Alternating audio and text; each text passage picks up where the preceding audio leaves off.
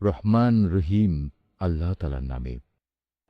তার সম্প্রদায়ের কিছু নেতৃস্থানীয় লোক যারা বড়াই অহংকার করছিল বলল, হে শোয়েব, আমরা অবশ্যই তোমাকে এবং তোমার সাথে যারা ঈমান এনেছে তাদের আমাদের জনপদ থেকে বের করে দেব, অথবা তোমাদের আমাদের জাতিতে ফিরে আসতে হবে। সে বলল, যদি আমরা ইচ্ছুক না হই তাহলেও কি তাই হবে? সেখান থেকে আল্লাহ তাআলা আমাদের একবার মুক্তি দেওয়ার পর যদি আমরা আবার তোমাদের জীবনাদর্শে ফিরে আসি, তাহলে আমরা পরিষ্কারভাবে আল্লাহ তাআলার উপর মিথ্যা আরোপ করব। আমাদের পক্ষে এটা কখনো সম্ভব নয় যে আমরা সেখানে ফিরে আসব। হ্যাঁ, আমাদের মালিক যদি আমাদের ব্যাপারে অন্য কিছু চান তাহলে এটা ভিন্ন কথা। অবশ্যই আমাদের মালিকের জ্ঞান সব কিছুর উপর ছেয়ে আছে। আমরা একান্তভাবে আল্লাহ তাআলার উপর নির্ভর করি এবং আমরা বলি, হে আমাদের মালিক, আমাদের এবং আমাদের জাতির মাঝে তুমি সঠিক একটা ফয়সালা করে দাও, কারণ তুমি হচ্ছ সর্বোত্তম ফয়সালাকারী। তার জাতির নেতৃস্থানীয় লোক যারা আল্লাহ তাআলার নবীকে অস্বীকার করেছে, তারা সে জাতির সাধারণ মানুষদের বলল, তোমরা যদি শোয়েবের অনুসরণ করো তাহলে তোমরা খুবই ক্ষতিগ্রস্ত হবে। নবীর কথা অমান্য করার কারণে একটা প্রচণ্ড ভূকম্পন এসে তাদের নির্মমভাবে আঘাত করল, আর দেখতে দেখতে তারা সবাই তাদের নিজ নিজ ঘরেই মুখ থুবড়ে পড়ে থাকল। যারা শোয়েবকে অমান্য করল তারা এমনভাবে ধ্বংস হয়ে গেল, মনে হয়েছে এখানে কোনোদিন কেউ বসবাসই করেনি। বস্তুত তারাই সেদিন ক্ষতিগ্রস্ত হয়েছে যারা শোয়েবকে অস্বীকার করেছে। এরপর শোয়েব তাদের কাছ থেকে চলে গেল। যাবার সময় সে বলল, হে আমার জাতি, আমি তোমাদের কাছে আমার মালিকের বাণীসমূহ পৌঁছে দিয়েছিলাম এবং আমি আন্তরিকভাবেই তোমাদের কল্যাণ কামনা করেছিলাম। আমি কেন এমন সব মানুষের জন্য আফসোস করব যারা আল্লাহকেই অস্বীকার করে? আমি কোনো জনপদে কোনো নবী পাঠিয়েছি, অথচ সেই জনপদে মানুষদের অভাব ও কষ্ট দিয়ে আক্রান্ত করিনি, এমনটি কখনো হয়নি। আশা করা গিয়েছিল এর ফলে তারা আল্লাহ তাআলার কাছে বিনয়াবনত হবে। অতঃপর আমি তাদের দুঃখ কষ্টের জায়গাকে সচ্ছল অবস্থার দ্বারা বদলে দিয়েছি। এমনকি যখন তারা আমার নিয়ামত দ্বারা প্রাচুর্য লাভ করল, তখন তারা আমাকেই ভুলে বসল এবং বলল, সচ্ছলতা ও অসচ্ছলতা তো আমাদের পূর্বপুরুষদের উপর এসেছে। অতঃপর আমি তাদের এমন আকস্মিকভাবে পাকড়াও করলাম যে তারা টেরও পেল না। অথচ যদি সেই জনপদের মানুষগুলো আল্লাহ তাআলার উপর ঈমান আনত এবং আল্লাহ তাআলাকে ভয় করত, তাহলে আমি তাদের উপর আসমান জমিনের যাবতীয় বরকতের দুয়ার খুলে দিতাম। কিন্তু তা না করে তারা আমার নবীকেই মিথ্যা প্রতিপন্ন করল। সুতরাং তাদের কর্মকাণ্ডের জন্য আমি তাদের ভীষণভাবে পাকড়াও করলাম। এ লোকালয়ের মানুষগুলো কি এতই নির্ভয় হয়ে গেছে, তারা মনে করে নিয়েছে আমার আযাব নিঝুম রাতে তাদের কাছে আসবে না, যখন তারা গভীর ঘুমে বিভোর হয়ে থাকবে? অথবা তারা কি নির্ভয় হয়ে ধরে নিয়েছে যে আমার আযাব তাদের উপর মধ্যদিনে এসে পড়বে না, যখন তারা খেল তামাশায় মত্ত থাকবে? কিংবা তারা কি আল্লাহ তাআলার কলা কৌশল থেকেও নির্ভয় হয়ে গেছে? অথচ আল্লাহ তাআলার কলা কৌশল থেকে ক্ষতিগ্রস্ত জাতি ছাড়া অন্য কেউই নিশ্চিন্ত হতে পারে না। আগের লোকদের চলে যাওয়ার পর তাদের জায়গায় যারা পরে দুনিয়ার উত্তরাধিকারী হয়েছে, তাদের কি এ বিষয়টি কখনো হেদায়েতের পথ দেখায় না যে আমি ইচ্ছা করলে যে কোনো সময় তাদের অপরাধের জন্য তাদের পাকড়াও করতে পারি এবং এমনভাবে তাদের দিলের উপর মোহর মেরে দিতে পারি যে তারা সত্যের ডাক শুনতেই পাবে না? এই যে জনপদসমূহ যাদের কিছু কিছু কাহিনী আমি তোমাকে শোনাচ্ছি, তাদের কাছে আমার সুস্পষ্ট প্রমাণ নিয়ে রাসূলরা এসেছিল, কিন্তু তারা যে বিষয়টি এর আগে অস্বীকার করেছিল তার উপর ঈমান আনল না।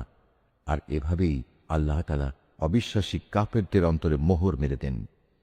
আমি এদের বেশি সংখ্যক মানুষকেই আমার সাথে সম্পাদিত প্রতিশ্রুতি পালনকারী হিসেবে পাইনি, বরং এদের অধিকাংশকেই আমি বড় বড় অপরাধে অপরাধী পেয়েছি।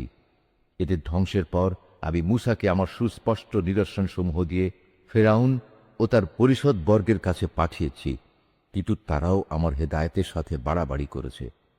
আজ তুমি দেখে নাও আমার জমিনে বিপর্যয় সৃষ্টিকারীদের পরিণাম কি হয়েছে। মূসা বলল, হে ফেরাউন, আমি অবশ্যই সৃষ্টিকুলের মালিকের পক্ষ থেকে পাঠানো একজন রাসূল।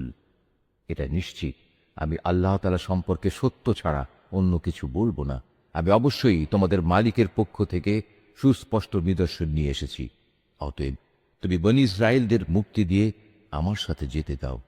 ফেরাউন বলল, তুমি যদি সত্যি তেমন কোনো নিদর্শন এনে থাকো এবং তুমি যদি তোমার দাবিতে সত্যবাদী হও, তাহলে তার সামনে নিয়ে এসো। অতঃপর সে তার হাতের লাঠিটি মাটিতে নিক্ষেপ করল, সাথে সাথেই তার প্রকাশ্য একটি অজগরে পরিণত হয়ে গেল। অতঃপর সে বুগল থেকে তার হাত বের করল, সাথে সাথে তা উৎসাহী দর্শকদের জন্য চমকাতে লাগল। অবস্থা দেখে ফেরাউনের জাতির প্রধান ব্যক্তিরা বলল, হে তো দেখছি আসলেই একজন সুদক্ষ জাদুকর। আসলে এ ব্যক্তি তোমাদের সবাইকে তোমাদের নিজেদের দেশ থেকেই বের করে দিতে চায়। এই পরিস্থিতিতে তোমরা কি করবে ভাবছ? অতঃপর তারা ফেরাউনকে বলল, আপাতত তাকে এবং তার ভাইকে কিছুদিনের জন্য এমনি থাকতে দাও, এবং এ সুযোগে তোমরা শহরে বন্দরে সরকারি সংগ্রাহক পাঠিয়ে দাও, যেন তারা দেশের সকল দক্ষ জাদুকরদের অবিলম্বে তোমার কাছে এনে হাজির করে।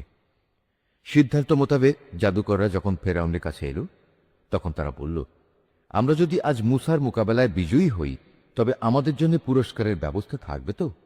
সে বলল, হ্যাঁ, তা তো অবশ্যই। তোমরাই হবে দরবারের ঘনিষ্ঠতম ব্যক্তিদের অন্যতম। অতঃপর তারা তাদের জাদুর বাণ নিক্ষেপ করে মানুষদের দৃষ্টিশক্তির ওপর জাদু করে ফেলল। এতে করে তারা মানুষদের ভীত আতঙ্কিত করে তুলল। তারা সেদিন সত্যি সত্যিই বড় জাদুমন্ত্র নিয়ে হাজির হয়েছিল। অতঃপর আমি মুসার কাছে ওহী পাঠালাম এবং তাকে বললাম, এবার তুমি জমিনে তোমার লাঠিটি নিক্ষেপ করো। নিক্ষিপ্ত হবার সাথে সাথেই তা জাদুকরদের অলিক বানোয়াটগুলোকে গ্রাস করে ফেলল। অতঃপর সত্য প্রতিষ্ঠিত হয়ে গেল, আর তারা যা কিছু বানিয়ে এনেছিল তা মিথ্যা প্রতিপন্ন হল। সেখানে তারা সবাই পরাভূত হল এবং তারা লাঞ্ছিত হয়ে ফিরে গেল। অতঃপর সত্যের সামনে জাদুকরদের অবনত করে দেয়া হল। তারা সবাই সমস্বরে বলে উঠল, আমরা সৃষ্টিকুলের মালিকের উপর ঈমান আনলাম, যিনি মুসা ও হারুনের মালিক। ঘটনার এই আকস্মিক মোড় পরিবর্তন দেখে ফেরাউন বলল, এ কি, আমি তোমাদের কোন রকম অনুমতি দেওয়ার আগেই তোমরা তার উপর ঈমান আনলে? আসলে আমি বুঝতে পারলাম এ ছিল তোমাদের নিশ্চিত একটা ষড়যন্ত্র। এ নগরে বসেই তোমরা তা পাকিয়েছ, যাতে করে তার অধিবাসীদের তোমরা সেখান থেকে বের করে দিতে পারো। অচিরেই তোমরা এই বিদ্রোহের পরিণাম জানতে পারবে।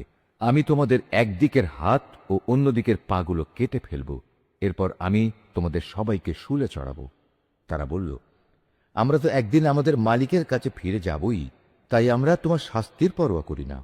তুমি আমাদের কাছ থেকে এই কারণেই এই প্রতিশোধ নিচ্ছ যে আমাদের মালিকের নিদর্শন সমূহ যা তার কাছ থেকে আমাদের কাছে এসে পৌঁছেছে, আমরা তার উপর ঈমান এনেছি। আমরা আল্লাহ তাআলার কাছে প্রার্থনা করি, হে আমাদের মালিক, তুমি আমাদের ধৈর্য ধারণ করার ক্ষমতা দাও এবং তোমার অনুগত বান্দা হিসেবে তুমি আমাদের মৃত্যু দিও। ফেরাউনের জাতির সর্দাররা তাকে বলল, তুমি কি মুসা ও তার দলবলকে এ জমিনে বিপর্যয় সৃষ্টি করার জন্য এমনিই ছেড়ে দিয়ে রাখবে এবং তারা তোমাকে ও তোমার দেবতাদের এভাবে বর্জন করেই চলবে? সে বলল, না, তা কখনো হবে না। আমি অচিরেই তাদের ছেলেদের হত্যা করে ফেলব এবং তাদের মেয়েদের আমি জীবিত রাখব। নিঃসন্দেহে আমি তাদের উপর বিপুল ক্ষমতায় ক্ষমতাবান। মুসা এবার তার জাতিকে বলল, তোমরা আল্লাহর কাছে সাহায্য চাও এবং ধৈর্য ধারণ করো। মনে রেখো, অবশ্যই এ জমিন হচ্ছে আল্লাহ তাআলার। তিনি নিজ বান্দাদের মাঝে যাকে চান তাকেই এ জমিনের ক্ষমতা দান করেন। চূড়ান্ত সাফল্য তাদের জন্যই যারা আল্লাহ তাআলাকে ভয় করে। তারা মুসাকে বলল, তুমি আমাদের কাছে নবী হয়ে আসার আগেও আমরা নির্যাতিত হয়েছিলাম, আর এখন তুমি আমাদের কাছে আসার পরও আমরা একইভাবে নির্যাতিত হচ্ছি। এর কি কোনো শেষ হবে না?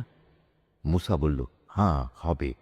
খুব তাড়াতাড়ি সম্ভবত তোমাদের মালিক তোমাদের শত্রুকে ধ্বংস করে দেবেন এবং এই দুনিয়ায় তিনি তোমাদের তার স্থলাভিষিক্ত করবেন। অতঃপর আল্লাহ তাআলা দেখবেন তোমরা কি করো। ক্রমাগত বেশ কয়েক বছর ধরে আমি ফেরাউনের লোকজনদের দুর্ভিক্ষ ও ফসলের স্বল্পতা দিয়ে আক্রান্ত করে রেখেছিলাম। সম্ভবত তারা কিছুটা হলেও বুঝতে পারবে।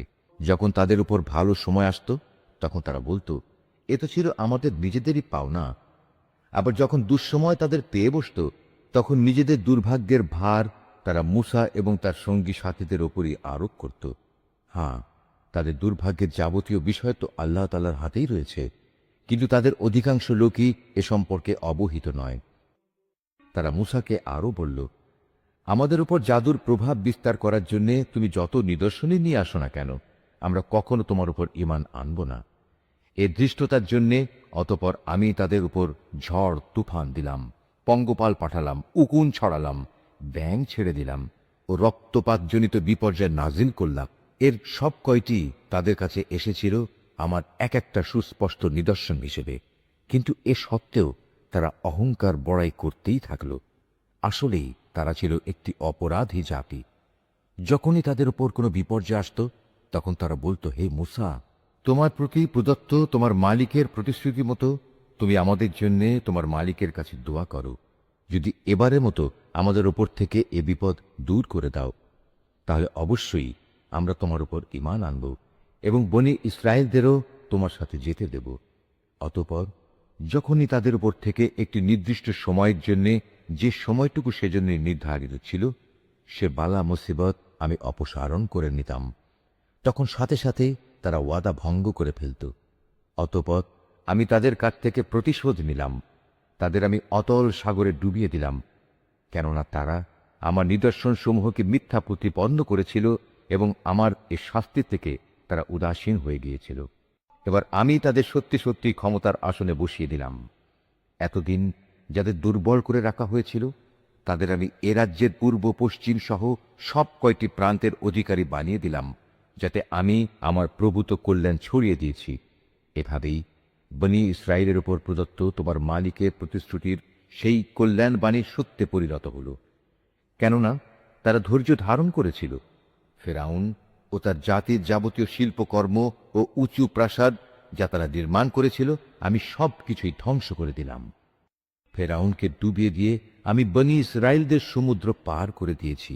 অতঃপর সমুদ্রের এপারে তারা এমন একটি জাতির কাছে এসে পৌঁছল, যারা সব সময় তাদের মূর্তিকে পূজা দেওয়ার জন্য বসে থাকত।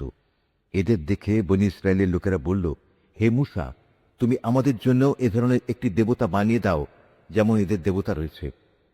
এ কথা শুনে সে তাদের বলল, তোমরা হচ্ছ আসলেই এক মূর্খ জাতি। এ লোকেরা যেসব কাজে লিপ্ত রয়েছে তা একদিন ধ্বংস করে দেয়া হবে, এবং এরা যা করছে তাও সম্পূর্ণ বাতিল বলে গণ্য হবে। মূসা আরো বলল, আমি কি তোমাদের জন্য আল্লাহ তাআলাকে বাদ দিয়ে অন্য একজন মাবুদ তালাশ করতে যাব? অথচ এই আল্লাহ তাআলাই তোমাদের দুনিয়ার সব কিছুর উপর শ্রেষ্ঠত্ব প্রদান করেছেন। তাছাড়া তোমাদের সে সময়ের কথা স্মরণ করা উচিত, যখন আমি তোমাদের ফেরাউনের লোকজনদের কাছ থেকে মুক্ত করেছিলাম। তারা তোমাদের মর্মান্তিক শাস্তি দিত, তারা তোমাদের পুত্র সন্তানদের হত্যা করত, আর তোমাদের মেয়েদের তারা জীবিত ছেড়ে দিত। এতে তোমাদের জন্য তোমাদের পরওয়ারদিগারের পক্ষ থেকে এক মহা পরীক্ষা নিহিত ছিল। মূসাকে আমার কাছে ডাকার জন্য আমি 30টি রাত নির্ধারণ করে দিয়েছিলাম, পরে তাতে আরো 10 মিলিয়ে তাকে পূর্ণ করেছি। এভাবেই তার জন্য তার মালিকের নির্ধারিত সময় 40 রাতের মেয়াদ পূর্ণ হয়ে গেল। যাত্রা প্রাক্কালে মূসা তার ভাই হারুনকে বলল, আমার অবর্তমানে আমার লোকদের মাঝে তুমি আমার প্রতিনিধিত্ব করবে, তাদের প্রয়োজনীয় সংশোধনও করবে, কখনো বিশৃঙ্খলা সৃষ্টিকারীদের কথা মতো চলবে না। যখন মূসা আমার সাক্ষাতের জন্য নির্ধারিত স্থানে এসে পৌঁছল এবং তার মালিক তার সাথে কথা বললেন, তখন সে বলল, হে আমার মালিক, আমাকে তোমার কুদরত দেখাও, আমি তোমাকে দেখব। তিনি বললেন, না, তুমি কখনো আমাকে দেখতে পাবে না। তুমি বরং অনতি দূরের পাহাড়টির দিকে তাকিয়ে দেখো, যদি আমার নূর দেখার পর পাহাড়টি স্বস্থানে স্থির হয়ে দাঁড়িয়ে থাকতে পারে, তাহলে তুমি অবশ্যই সেখানে আমায় দেখতে পাবে। অতঃপর যখন তার মালিক পাহাড়ের উপর স্বীয় জ্যোতি নিক্ষেপ করলেন, তখন তা পাহাড়কে চূর্ণ বিচূর্ণ করে দিল। সাথে সাথেই মূসা বেহুশ হয়ে গেল। পরে যখন সে সংজ্ঞা ফিরে পেল, তখন সে বলল, মহাপবিত্রতা তোমার, হে আল্লাহ, আমি তোমার কাছে তওবা করছি, আর তোমার উপর ঈমান আনায়নকারীদের মধ্যে আমি হতে চাই প্রথম। আল্লাহ তাআলা বললেন, হে মূসা, আমি মানুষের মাঝ থেকে তোমাকে আমার নবুয়ত ও আমার সাথে বাক্যালাপের মর্যাদা দিয়ে বাছাই করে নিয়েছি। অতএব আমি তোমাকে হেদায়েতের যা কিছু বাণী দিয়েছি তার নিষ্ঠার সাথে গ্রহণ করো, এবং এজন্যে তুমি আমার কৃতজ্ঞতা আদায় করো। এই ফলকের মধ্যে আমি তার জন্য সর্ববিষয়ের উপদেশমালা ও সবকিছুর বিস্তারিত বিবরণ লিখে দিলাম। অতএব একে শক্ত করে আঁকড়ে ধরো এবং তোমার জাতির লোকদের বলো, তারা যেন এর উৎকৃষ্ট অংশ গ্রহণ করে। অচিরেই আমি তোমাদের সেসব ধ্বংসপ্রাপ্ত বিদ্রোহীদের আস্তানা দেখাবো। অচিরেই আমি সেসব মানুষদের দৃষ্টি আমার এসব নিদর্শন থেকে ভিন্ন দিকে ফিরিয়ে দেব, যারা পৃথিবীতে অন্যায়ভাবে বাহাদুরি করে বেড়ায়। আসলে এ লোকেরা যদি অতীত ধ্বংসাবশেষের সব কয়টি চিহ্ন দেখতে পায়, তবু তারা তার উপর ঈমান আনবে না। যদি তারা সঠিক পথ দেখতেও পায়, তবু তারা পথকে পথ বলে গ্রহণ করবে না। যদি এর কোথাও কোনো বাঁকা পথ তারা দেখতে পায়, তাহলে তাকেই অনুসরণযোগ্য পথ হিসেবে গ্রহণ করবে। এটা এ কারণে যে তারা আমার আয়াতসমূহকে মিথ্যা সাব্যস্ত করেছে, আর এ আযাব থেকেও তারা ছিল উদাসীন। যারা আমার আয়াতসমূহ ও পরকালে আমার সামনাসামনি হওয়ার বিষয়কে অস্বীকার করবে, তাদের সব কার্যকলাপই বিনষ্ট হয়ে যাবে, আর তারা এই দুনিয়ায় যা কিছু করবে তাদের তেমনি প্রতিফল দেয়া হবে। মুসার জাতির লোকেরা তার তুর পর্বতে গমনের পর নিজেদের অলংকার দিয়ে একটি গোবাছুর বানিয়ে দিল। তা ছিল জীবনবিহীন একটি দেহ, যার আওয়াজ ছিল শুধু গরুর হাম্বারব। এ লোকেরা কি দেখতে পায় না যে সে দেহটি তাদের সাথে কোনো কথা বলে না, না সেটি তাদের কোনো পথের দিশা দেয়? কিন্তু এ সত্ত্বেও তারা সেটিকে মাবুদ বলে গ্রহণ করল। তারা ছিল আসলেই জালেম। অতঃপর যখন তারা অনুতপ্ত হল এবং নিজেরা এটা দেখতে পেল যে তারা আসলেই গুমরা হয়ে গেছে, তখন তারা বলল, আমাদের মালিক যদি আমাদের উপর দয়া না করেন এবং গোবাছুরকে মাবুদ বানানোর জন্যে যদি তিনি আমাদের ক্ষমা না করেন, তাহলে আমরা নিশ্চিত ধ্বংস হয়ে যাব। কিছুদিন পর মূসা যখন ক্রুদ্ধ ও ক্ষুব্ধ হয়ে নিজের লোকজনদের কাছে ফিরে এলো, তখন সে এসব কথা শুনে বলল, আমার তুর পর্বতে যাওয়ার পর তোমরা কি জঘন্য কাজই না করেছ? তোমরা কি তোমাদের মালিকের কাছ থেকে কোনো পরিষ্কার আদেশ আসার আগেই তোমাদের মালিকের আদেশের ব্যাপারে তাড়াহুড়া শুরু করলে? রাগে ক্ষোভে সে ফলকগুলো ফেলে দিল এবং তার ভাইয়ের মাথার চুল ধরে তাকে নিজের দিকে টেনে আনল। মূসাকে লক্ষ্য করে সে বলল, হে আমার মায়ের ছেলে সহোদর ভাই, এ জাতির লোকগুলো আমাকে দুর্বল করে দিতে চেয়েছিল। তারা এক পর্যায়ে আমাকে তো মেরেই ফেলতে চেয়েছিল। তুমি আমার সাথে এমন কোনো আচরণ করো না যা শত্রুদের আনন্দিত করে, আর তুমি আমাকে কখনো জালেম সম্প্রদায়ের অন্তর্ভুক্ত করো না। সে মূসা বলল, হে আমার মালিক, আমাকে ও আমার ভাইকে তুমি মাফ করে দাও এবং তুমি আমাদের তোমার রহমতের মধ্যে দাখিল করে নাও। তুমি সবচেয়ে বড় দয়াবান। আল্লাহ তাআলা মূসাকে বললেন, হ্যাঁ, যেসব লোক গরুর বাছুরকে মাবুদ বানিয়েছে, অচিরেই তাদের উপর তাদের মালিকের পক্ষ থেকে গজব আসবে, আর দুনিয়ার জীবনেও তাদের উপর আসবে অপমান এবং লাঞ্ছনা। আল্লাহ তাআলার নামে মিথ্যা কথা রটনাকারীদের আমি এভাবেই শাস্তি দিয়ে থাকি। যেসব লোক অন্যায় কাজ করেছে, এরপর তারা তওবা করেছে এবং যথাযথ ঈমান এনেছে, নিশ্চয়ই এ যথার্থ তওবার পর তোমার মালিক ক্ষমাশীল ও পরম দয়ালু হিসেবে তাদের সাথে আচরণ করবেন। পরে যখন মূসার ক্রোধ কিছুটা প্রশমিত হল, তখন সে তাওরাতের ফলকগুলো তুলে নিল। তার পাতায় হেদায়েত ও রহমত সম্বলিত কথাবার্তা লিখিত ছিল এমন সব লোকের জন্যে যারা তাদের মালিককে ভয় করে। মূসা তার সম্প্রদায়ের মধ্যে থেকে এবার ৭০ জন লোককে আমার প্রতিশ্রুতির সময়ে সমবেত হবার জন্য বাছাই করে নিল। তখন এক প্রচণ্ড ভূকম্পন এসে তাদের আক্রমণ করল। মূসা বলল, হে আমার মালিক, তুমি চাইলে তাদের সবাইকে ও আমাকে আগেই ধ্বংস করে দিতে পারতে। আজ আমাদের মধ্যেকার কয়েকটি নির্বোধ মানুষ যে আচরণ করেছে, তার জন্য তুমি কি আমাদের সবাইকে ধ্বংস করে দেবে? অথচ এ ব্যাপারটা তোমার একটা পরীক্ষা ছাড়া আর কিছুই নয়। এ পরীক্ষা দিয়ে যাকে চাও তাকে তুমি বিপদগামী করো, আবার যাকে চাও তাকে সঠিক পথও তো দেখাও। তুমি হচ্ছে আমাদের অভিভাবক, অতএব তুমি আমাদের ক্ষমা করে দাও। আমাদের উপর তুমি দয়া করো, কেননা তুমি হচ্ছ সর্বশ্রেষ্ঠ ক্ষমার আধার। তুমি আমাদের জন্য ইহকাল ও পরকালের কল্যাণ লিখে দাও। হেদায়েতের জন্য আমরা তোমার দিকেই প্রত্যাবর্তন করছি। আল্লাহ তাআলা বললেন, হ্যাঁ, আমার শাস্তি আমি যাকে ইচ্ছা তাকেই দেই, আর আমার দয়া তো আসমান জমিনের সব কয়টি জিনিসকেই পরিবেষ্টন করে রেখেছে। আমি অবশ্যই তা লিখে দেব এমন লোকদের জন্য যারা আল্লাহ তাআলাকে ভয় করে, যারা যাকাত আদায় করে, সর্বোপরি যারা আমার আয়াতসমূহের উপর ঈমান আনে, যারা এই বার্তাবাহক নিরক্ষর রসূলের অনুসরণ করে চলে, যার উল্লেখ তাদের কিতাব তাওরাত ও ইনজিলেও তারা দেখতে পায়। যে নবী তাদের ভালো কাজের আদেশ দেয়, মন্দ কাজ থেকে বিরত রাখে, যে তাদের জন্য যাবতীয় পাক জিনিসকে হালাল ও নাপাক জিনিসসমূহকে তাদের উপর হারাম ঘোষণা করে, তাদের ঘাড় থেকে মানুষের গোলামির যে বোঝা ছিল তা সে নামিয়ে দেয়, এবং মানুষের চাপানো যেসব বন্ধন তাদের গলার উপর ঝুলানো ছিল তা সে খুলে ফেলে। অতএব যারা তাঁর উপর ঈমান আনে, যারা তাকে সাহায্য সহযোগিতা করে, সর্বোপরি তার সাথে কোরআনের যে আলো পাঠানো হয়েছে তার অনুসরণ করে, তারাই হচ্ছে সফলকাম। হে মুহাম্মদ, তুমি বলো, হে মানুষ, আমি তোমাদের সবার কাছে আল্লাহ তাআলার রসূল হিসেবে এসেছি। আল্লাহ তাআলা আকাশমণ্ডল ও পৃথিবীর সার্বভৌমত্বের একচ্ছত্র মালিক। তিনি ছাড়া আর কোনো মাবুদ নেই। তিনি জীবন দান করেন, তিনি মৃত্যু ঘটান। অতএব তোমরা সেই মহান আল্লাহ তাআলার উপর ঈমান আনো, তার বার্তাবাহক নিরক্ষর রসূলের উপরও তোমরা ঈমান আনো, যে রসূল নিজেও আল্লাহ তাআলা ও তাঁর বাণীতে বিশ্বাস করে, এবং তোমরা তাকে অনুসরণ করো। আশা করা যায় তোমরা সঠিক পথের সন্ধান পাবে।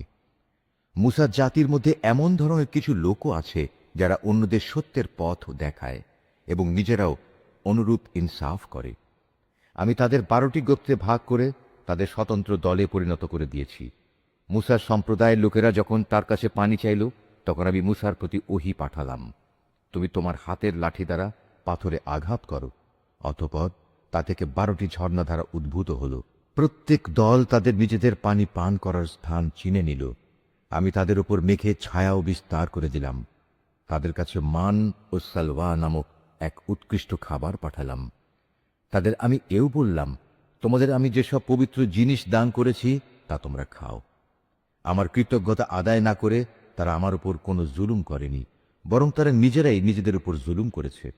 সে সময়ের কথাও স্মরণ করো যখন তাদের বলা হয়েছিল, তোমরা এই জনপদে গিয়ে বসবাস করো এবং সেখান থেকে যা কিছু চাও তোমরা আহার করো, এবং বলো, হে মালিক, আমরা তোমার কাছে ক্ষমা চাই। আর যখনই সেই জনপদের দ্বার পথ দিয়ে ভেতরে প্রবেশ করবে, তখন সাজদাবনত অবস্থায় প্রবেশ করবে। আমি তোমাদের গুনাহসমূহ মাফ করে দেব। আমি উত্তম লোকদের সব সময়ই কিছু অতিরিক্ত দান করি। কিন্তু তাদের মধ্যে যারা জালিম ছিল, তারা তাদের যা করতে বলা হয়েছিল তা সম্পূর্ণ বদলে দিয়ে ভিন্ন কথা বলল। তাই আমিও তাদের এই জুলুমের শাস্তি হিসেবে তাদের উপর আসমান থেকে আযাব পাঠালাম। তাদের কাছ থেকে সেই জনপদের কথা জিজ্ঞেস করো যা ছিল সাগরের পাড়ে অবস্থিত, যখন সেখানকার মানুষরা শনিবারে আল্লাহ তাআলার বেঁধে দেয়া সীমা লঙ্ঘন করত। আসলে শনিবারেই সাগরের মাছগুলো তাদের কাছে উঁচু হয়ে পানির উপরিভাগে ভেসে আসত, এবং শনিবার ছাড়া অন্য কোনো দিন তা আসত না। বস্তুত তাদের অবাধ্যতার কারণেই আমি তাদের অনুরূপ পরীক্ষা নিচ্ছিলাম।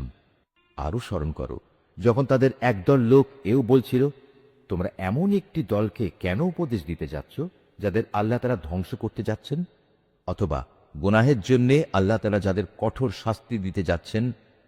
তারা বলল, এটা হচ্ছে তোমাদের মালিকের দরবারে নিজেদের একটা ওজর পেশ করা যে আমরা উপদেশ দিয়েছি, এবং হতে পারে তারা এর ফলে সাবধান হবে।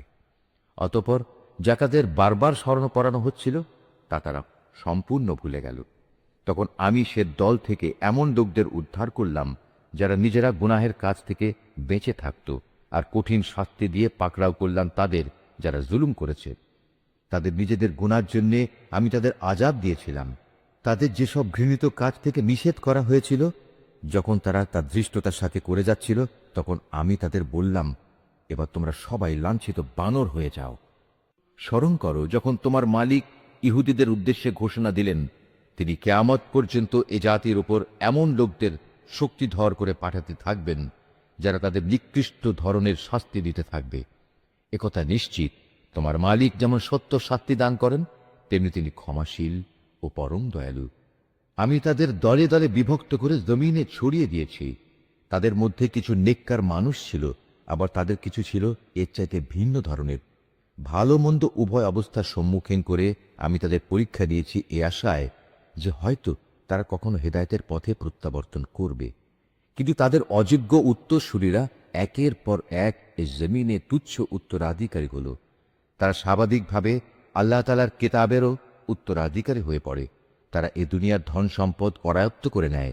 অপরদিকে মূর্খের মতো বলতে থাকে, আমাদের শেষ বিচারের দিন মাফ করে দেয়া হবে। কিন্তু অর্জিত সম্পদের অনুরূপ সম্পদ যদি তাদের কাছে এসে পড়ে, তারা সাথে সাথেই তা হস্তগত করে নেয়। অথচ তাদের কাছ থেকে আল্লাহ তাআলার কেতাবের এ প্রতিশ্রুতি কি নেওয়া হয়নি যে তারা আল্লাহ তাআলা সম্বন্ধে সত্য ছাড়া কিছু বলবে না? আল্লাহ তাআলার সেই কেতাবে যা আছে তা তো তারা নিজেরা বহুবার অধ্যয়নও করেছে। আর পরকালীন আবাস, হ্যাঁ, যারা আল্লাহকে ভয় করে তাদের জন্য তো তাই হচ্ছে উত্তম নিবাস। তোমরা কি এ বিষয়টি অনুধাবন করো না? অপরদিকে যারা আল্লাহর কিতাবকে কঠোরভাবে আঁকড়ে ধরে এবং নামাজ প্রতিষ্ঠা করে, তারা যেন জেনে রাখে, আমি কখনো সংশোধনকারীদের বিনিময় নষ্ট করি না। যখন আমি তাদের মাথার উপর পাহাড়কে উঁচু করে রেখেছিলাম, মনে হচ্ছিল তা যেন একটি ছায়া। তারা তো ধরেই নিয়েছিল তা বুঝি এখনই তাদের উপর পড়ে যাবে। আমি তাদের বললাম, তোমাদের আমি হেদায়েত সম্বলিত যে কেতাব দিয়েছি তা কঠোরভাবে আঁকড়ে ধরো এবং তাতে যা কিছু আছে তা বারবার স্মরণ করো। এর ফলে আশা করা যায় তোমরা বেঁচে থাকতে পারবে। তোমরা স্মরণ করো যখন তোমাদের মালিক আদম সন্তানের পৃষ্ঠদেশ থেকে তাদের পরবর্তী সন্তান সন্ততিদের বের করে এনেছেন এবং তাদের নিজেদের ওপর এ মর্মে আনুগত্যের স্বীকারোক্তি আদায় করেছেন যে আমি কি তোমাদের মালিক নই? তারা সবাই বলল, হ্যাঁ, নিশ্চয়ই, আমরা সাক্ষ্য দিলাম। এর উদ্দেশ্য ছিল যেন কিয়ামতের দিন তোমরা একথা বলতে না পারো, আমরা তো এ বিষয়ে অনবহিত ছিলাম। কিংবা একথা যেন না বলো যে আল্লাহর সাথে শিরক তো আমাদের বাপদাদার আগে করেছে, আর আমরা তো ছিলাম তাদের পরবর্তী বংশধর। বাতিলপন্থীদের কার্যক্রমের জন্য কি তুমি আমাদের ধ্বংস করবে? এভাবেই আমি অতীতের দৃষ্টান্তসমূহ তাদের কাছে খোলাখুলি বর্ণনা করি, এ আশায় যে এরা সোজা পথে ফিরে আসবে। হে মুহাম্মদ, তুমি তাদের কাছে এমন একটি মানুষের কাহিনী পড়ে শোনাও যার কাছে আমি নবীর মাধ্যমে আমার আয়াতসমূহ নাজিল করেছিলাম, কিন্তু সে পরে আমার আয়াত থেকে বিচ্যুত হয়ে পড়ে। অতঃপর শয়তান তার পিছু নেয় এবং সে সম্পূর্ণ গোমরাহ লোকদের দলভুক্ত হয়ে পড়ে। অথচ আমি চাইলে তাকে এ আয়াতসমূহ দ্বারা উচ্চ মর্যাদা দান করতে পারতাম, কিন্তু সে তো ঊর্ধ্বমুখী আসমানের বদলে নিম্নমুখী জমিনের প্রতি আসক্ত হয়ে পড়ে এবং পার্থিব কামনা বাসনার অনুসরণ করে। অতঃপর তার উদাহরণ হচ্ছে কুকুরের উদাহরণের মতো। যদি তুমি তাকে দৌড়াতে থাকো, তবু সে জিহ্বা বের করে হাঁপাতে থাকে। আবার তোমরা সেটিকে ছেড়ে দিলেও জিহ্বা ঝুলিয়ে হাঁপাতে থাকে। এ হচ্ছে তাদের দৃষ্টান্ত যারা আমার আয়াতসমূহ অস্বীকার করে। এ কাহিনীগুলো তাদের তুমি পড়ে শোনাও, হয়তোবা তারা চিন্তা গবেষণা করবে। যে সম্প্রদায়ের লোকেরা আমার নিদর্শনসমূহ মিথ্যা সাব্যস্ত করে, তারা নিজেরাই নিজেদের উপর জুলুম করে আসছে। তাদের উদাহরণ কতই না নিকৃষ্ট। আল্লাহ তাআলা যাকে পথ দেখান সে সঠিক পথ প্রাপ্ত হবে, আবার যাকে তিনি গোমরাহ করেন তারা হয়ে পড়ে ভীষণ ক্ষতিগ্রস্ত। বস্তুত বহু সংখ্যক মানুষ ও জিন আছে যাদের আমি জাহান্নামের জন্য পয়দা করেছি। তাদের কাছে যদিও বোঝার মতো দিল আছে, কিন্তু তা দিয়ে তারা চিন্তা করে না। তাদের কাছে দেখার মতো চোখ থাকলেও তারা তা দিয়ে সত্য দেখে না। আবার তাদের কাছে শোনার মতো কান আছে, কিন্তু তারা সে কান দিয়ে সত্য কথা শোনে না। আসলে এরা হচ্ছে জন্তু জানোয়ারের মতো, এবং কোনো কোনো ক্ষেত্রে তাদের চাইতেও এরা বেশি বিভ্রান্ত। এসব লোকেরা দারুণ উদাসীন। আল্লাহ তাআলার জন্যেই যাবতীয় সুন্দর নামসমূহ নিবেদিত রয়েছে। অতএব তোমরা সেসব ভালো নামেই তাকে ডাকো এবং সেসব লোকের কথা ছেড়ে দাও যারা তার নামে বিকৃতি ঘটায়। যা কিছু তারা দুনিয়া জীবনে করে এসেছে, অচিরেই তার যথাযথ ফল তারা পাবে। আমি যাদের সৃষ্টি করেছি সে মানুষ ও জিনদের মাঝে আবার এমন একটি দল আছে যারা মানুষকে সঠিক পথের দিকে ডাকে এবং সে মতে নিজেরাও নিজেদের জীবনে ইনসাফ কায়েম করে। যারা আমার আয়াতসমূহকে মিথ্যা প্রতিপন্ন করে, ক্রমে ক্রমে আমি তাদের এমনভাবে ধ্বংসের দিকে ঠেলে নিয়ে যাব তারা তা টেরও পাবে না। আমি তাদের বিদ্রোহের জন্য অবকাশ দিয়ে রাখব এবং এ ব্যাপারে আমার কৌশল অত্যন্ত শক্ত। তারা কি কখনো চিন্তা করে দেখে না যে তাদের সাথী মুহাম্মদ কোনো পাগল নয়? সে তো হচ্ছে আযাবের একজন সুস্পষ্ট সতর্ককারী মাত্র। তারা কি আসমান সমূহ ও পৃথিবীর সার্বভৌমত্বের বিষয়টির দিকে কখনো তাকিয়ে দেখে না, এবং তাকিয়ে দেখে না আল্লাহ তাআলা এখানে যা কিছু সৃষ্টি করেছেন তার প্রতি এবং এর প্রতিও তাদের অবস্থানের মেয়াদও হয়তো নিকটবর্তী হয়ে এসেছে? এরপর আর কোন কথা আছে যা বললে এরা ঈমান আনবে? আল্লাহ তাআলা যাকে পথহারা করে দেন তাকে পথে আনার আর দ্বিতীয় কেউ নেই। আল্লাহ তাআলা তো তাদের সবাইকেই তাদের অবাধ্যতায় উদ্ভ্রান্তের মতো ঘুরে বেড়ানোর জন্য ছেড়ে দেন। তারা তোমার কাছে কিয়ামত সম্পর্কে জিজ্ঞেস করে, এ দিনটি কখন সংঘটিত হবে? তুমি তাদের বলো, এ জ্ঞান তো আমার মালিকের কাছেই রয়েছে, এর সময় আসার আগে তিনি তা প্রকাশ করবেন না। আকাশমণ্ডল ও জমিনের জন্য সেদিন তা হবে একটি ভয়াবহ ঘটনা। এটি তোমাদের উপর পতিত হবে একান্ত আকস্মিকভাবেই। তারা এই প্রশ্নটি এমনভাবে জিজ্ঞেস করে যে মনে হয় তুমি বুঝি বিষয়টি সম্পর্কে সব কিছু জান। তাদের বলো, কিয়ামতের জ্ঞান তো একমাত্র আল্লাহ তাআলার কাছেই রয়েছে, কিন্তু অধিকাংশ মানুষই এ সত্যটুকু জানে না। তুমি আরো বলো, আমার নিজের ভালো মন্দর মালিকও তো আমি নই, তবে আল্লাহ তাআলা যা চান তাই হয়। যদি আমি অজানা বিষয় সম্পর্কে জানতাম, তাহলে আমি নিজের জন্য সে জ্ঞানের জোরে অনেক ফায়দাই হাসিল করে নিতে পারতাম, এবং এ কারণে কোনো অকল্যাণই আমাকে স্পর্শ করতে পারত না। আমি তো শুধু একজন নবী, জাহান্নামে সতর্ককারী ও জান্নাতের সুসংবাদবাহী মাত্র, শুধু সে জাতির জন্যে যারা আমার উপর ঈমান আনে। তিনিই সেই আল্লাহ তাআলা যিনি তোমাদের একটি প্রাণ থেকে পয়দা করেছেন এবং পরবর্তী পর্যায়ে তার থেকে তিনি তার জুড়ি বানিয়েছেন, যেন তার জুড়ির কাছে গিয়ে সে পরম শান্তি লাভ করতে পারে। অতঃপর যখন পুরুষ সাথীটি তার মহিলা সাথীটিকে দৈহিক প্রয়োজনের জন্য ঢেকে দিল, তখন মহিলা সাথীটি এক লঘু গর্ভ ধারণ করল এবং প্রথম দিকে সে এ নিয়েই চলাফেরা করল। পরে যখন সে গর্ভের কারণে ওজনে ভারী হয়ে এলো, তখন তারা পুরুষ মহিলা উভয়ই তাদের মালিককে ডেকে বলল, হে আল্লাহ তাআলা, যদি তুমি আমাদের একটি সুস্থ ও পূর্ণাঙ্গ সন্তান দান করো, তাহলে আমরা অবশ্যই তোমার কৃতজ্ঞতা আদায় করব। পরে সত্যিই যখন তিনি তাদের উভয়কে একটি নিখুঁত সন্তান দান করলেন, তখন তারা যা কিছু সন্তানের আকারে আল্লাহর পক্ষ থেকে তাদের দেয়া হয়েছে সে ব্যাপারেই অন্যদের শরীক বানিয়ে নিল। আল্লাহ তাআলা তাদের শরীক বানানো থেকে অনেক পবিত্র। এরা কি আল্লাহ তাআলার সাথে এমন কিছুকে শরীক মনে করে যারা কিছুই সৃষ্টি করতে পারেন, বরং তাদের নিজেদেরই সৃষ্টি করা হয়। তারা তাদের কাউকে কোনো রকম সাহায্য করতে সক্ষম নয় এবং তারা নিজেদেরও কোনো রকম সাহায্য করতে পারে না। তোমরা যদি এ মূর্খ লোকদের হেদায়েতের পথের দিকে আহ্বান করো, তারা তোমাদের কথা শুনবে না। তাই তোমরা তাদের হেদায়েতের পথে ডাকো কিংবা চুপ করে থাকো, উভয়টাই তোমাদের জন্য সমান কথা। আল্লাহ তাআলাকে বাদ দিয়ে তোমরা যাদের সাহায্যের জন্য ডাকো, তারা তো তোমাদের মতোই কতিপয় বান্দা। তোমরা তাদের ডেকেই দেখো না। তোমরা তোমাদের দাবিতে সত্যবাদী হলে তাদের উচিত তোমাদের ডাকে সাড়া দেয়া। তাদের কি কোনো পা আছে যার উপর ভর দিয়ে তারা চলতে পারে? অথবা তাদের কি কোনো ক্ষমতাধর হাত আছে যা দিয়ে তারা সবকিছু ধরতে পারে? কিংবা তাদের কোনো চোখ আছে যা দিয়ে তারা সবকিছু দেখতে পারে? কিংবা আছে তাদের কোনো কান যা দিয়ে তারা শুনতে পারে? তুমি বলো, তোমরা ডাকো তোমাদের শরীকদের, এরপর তোমরা আমার বিরুদ্ধে ষড়যন্ত্র করো। ষড়যন্ত্র করার সময় আমাকে কোনো অবকাশও দিও না। তুমি তাদের বলো, নিশ্চয়ই আমার অভিভাবক হচ্ছেন একমাত্র আল্লাহ, যিনি কিতাব নাজিল করেছেন। তিনি হামেশাই ভালো লোকদের অভিভাবকত্ব করেন। আল্লাহ তাআলাকে বাদ দিয়ে যাদের তোমরা ডাকো, তারা তোমাদের কোনো রকম সাহায্য করতে সক্ষম নয়, এমনকি তারা নিজেদেরও কোনো রকম সাহায্য করতে পারে না। তোমরা যদি কখনো তাদের হেদায়েতের পথে আসার আহ্বান জানাও, তবে তারা শুনতেই পাবে না। কথা বলার সময় যদিও তুমি দেখছো তারা তোমার দিকেই চেয়ে আছে, কিন্তু এরা সত্য দেখতেই পায় না।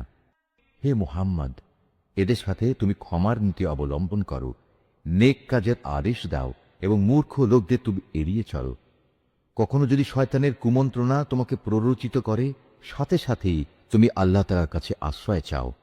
অবশ্যই তিনি সব কিছু শোনেন এবং সব কিছু জানেন। আল্লাহ তাআলাকে যারা ভয় করে, তাদের যদি কখনো শয়তানের পক্ষ থেকে কুমন্ত্রণা স্পর্শ করে, তবে তারা সাথে সাথেই আত্মসচেতন হয়ে পড়ে। তৎক্ষণাৎ তাদের চোখ খুলে যায়। তাদের কাফের ভাই বন্ধুরা তাদের বিদ্রোহের পথেই টেনে নিয়ে যেতে চায়। অতঃপর তারা চেষ্টার কোনো ত্রুটি করে না। আবার যখন তুমি কিছুদিন তাদের কাছে কোনো আয়াত এনে হাজির না করো, তখন তারা বলে, ভালো হতো যদি তুমি নিজেই তেমন কিছু বেছে না নিতে। তুমি বলো, আমি তো তাই অনুসরণ করি যে আমার মালিকের কাছ থেকে আমার কাছে নাজিল হয়। আরে কোরআন হচ্ছে তোমাদের মালিকের কাছ থেকে নাজিল করা অন্তর্দৃষ্টি সম্পন্ন জ্ঞান। যারা ঈমান এনেছে এ কিতাব তাদের জন্য হেদায়েত ও রহমত।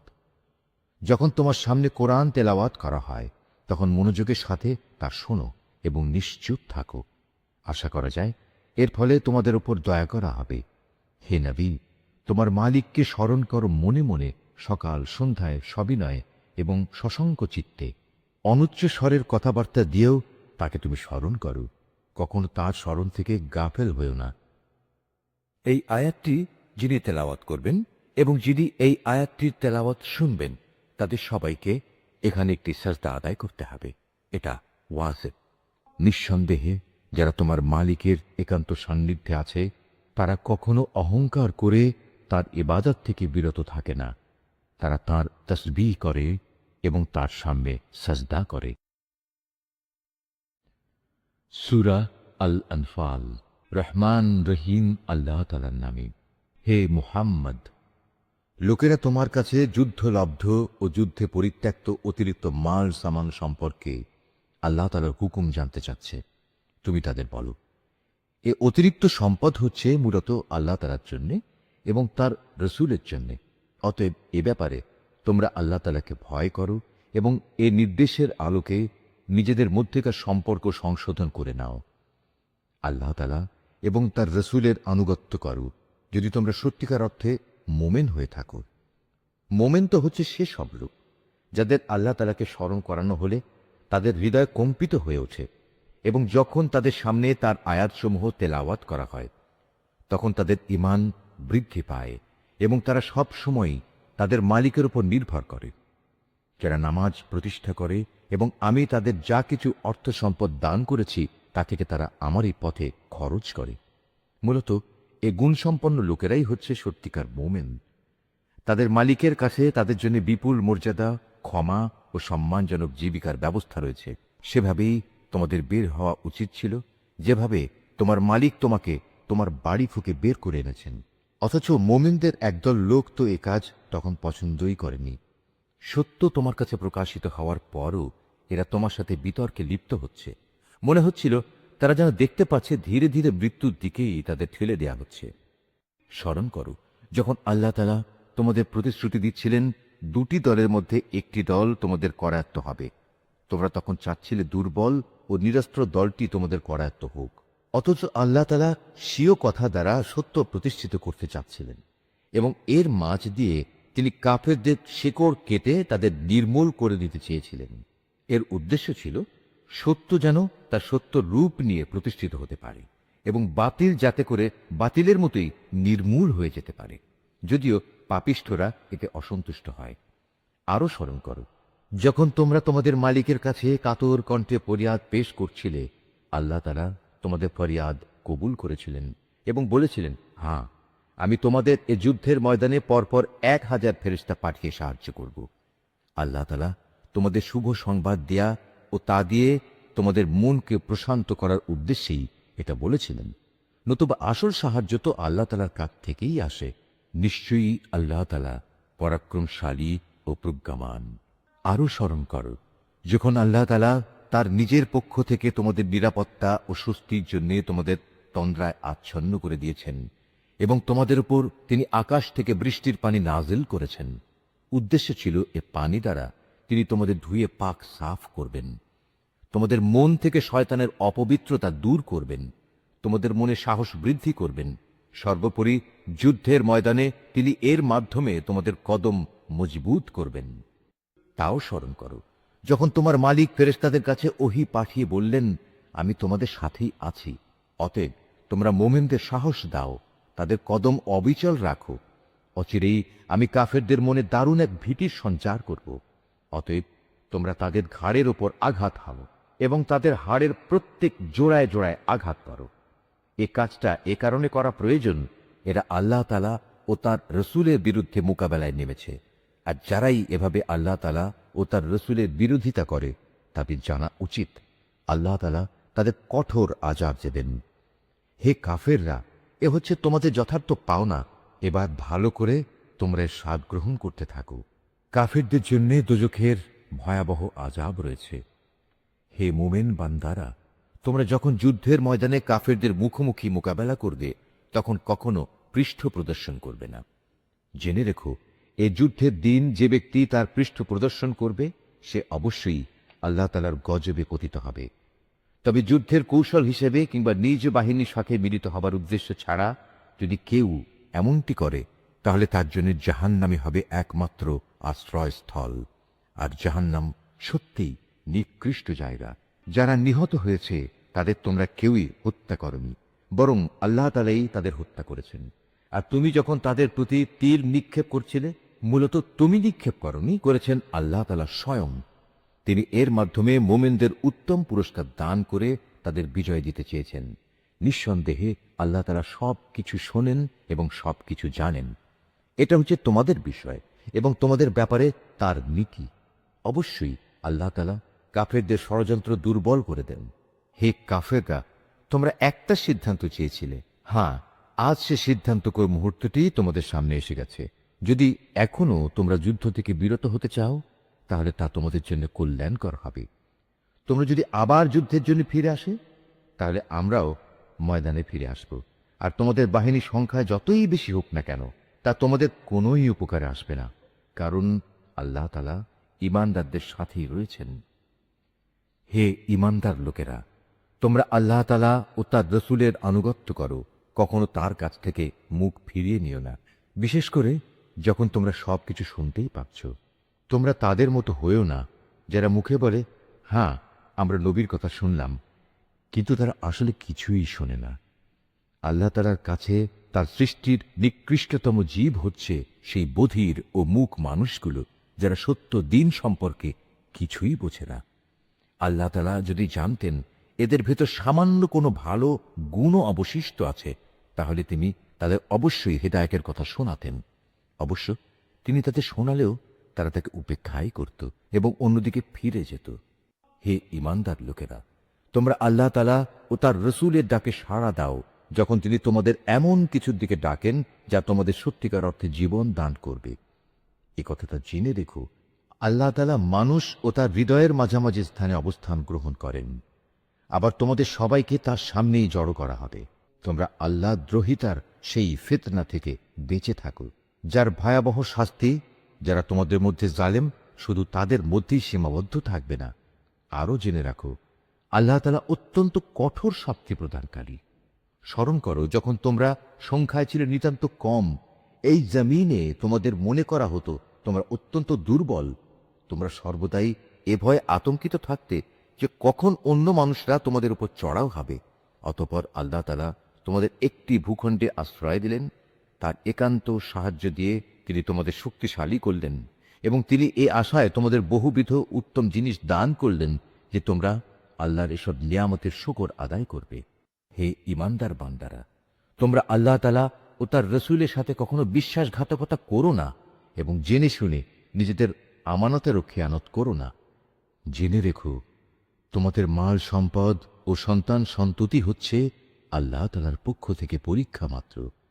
যে এ পরীক্ষায় উত্তীর্ণ হবে তার জন্য আল্লাহ তাআলার কাছে মহা প্রতিদান রয়েছে।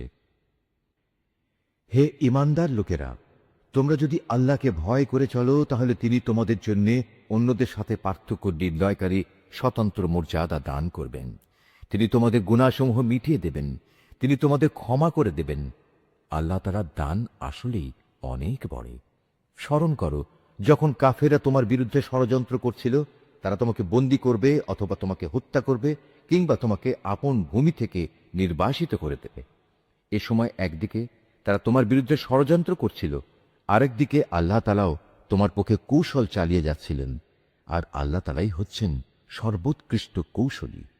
যখন তাদের সামনে আমার কোনো আয়াত পড়ে শোনানো হতো, তখন তারা বলতো, হ্যাঁ, আমরা এ কথা আগেও শুনেছি, আমরা চাইলে এ ধরনের কথা তো নিজেরাও বলতে পারি। এগুলো আগের লোকদের উপকথা ছাড়া আর কিছু নয়। তারা যখন বলেছিল, হে আল্লাহ তাআলা, মুহাম্মাদের আনিত এ কিতাব যদি তোমার কাছ থেকে পাঠানো সত্য হয়, তাহলে একে অমান্য করার কারণে তুমি আমাদের উপর আসমান থেকে পাথর বর্ষণ করো কিংবা তুমি আমাদের উপর কোনো কঠিন শাস্তি পাঠিয়ে দাও।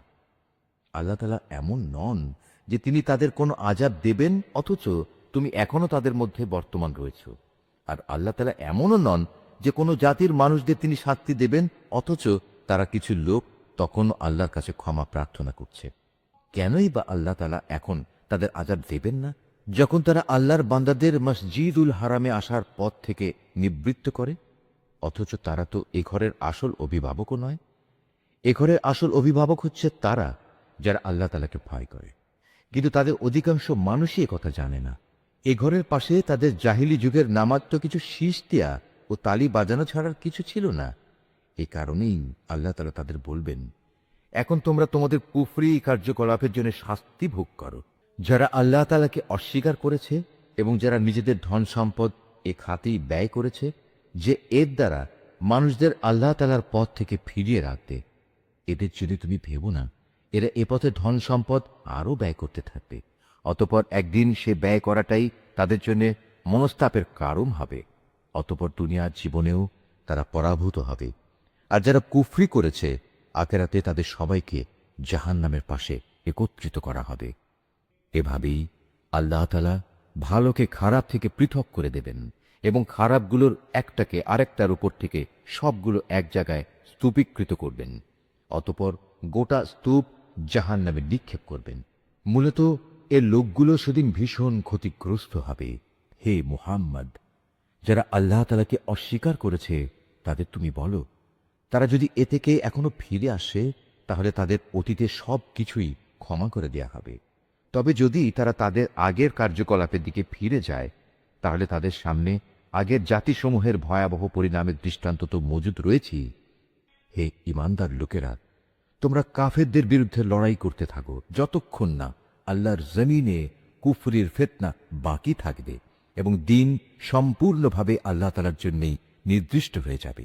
হ্যাঁ, তারা যদি কুফর থেকে নিবৃত্ত হয়, তাহলে আল্লাহ তাআলাই হবেন তাদের কার্যকলাপের পর্যবেক্ষণকারী।